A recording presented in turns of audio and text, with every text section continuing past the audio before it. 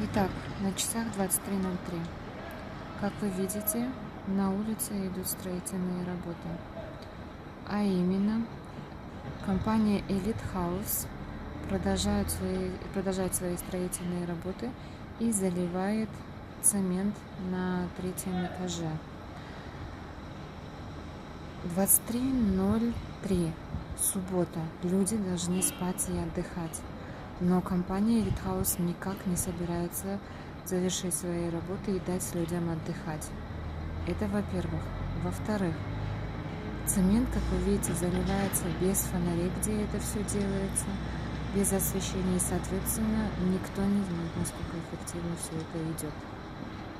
То есть какого качества будет дом, никто не знает, и никто не может потом дать гарантию, что этот дом не развалится через некоторое время.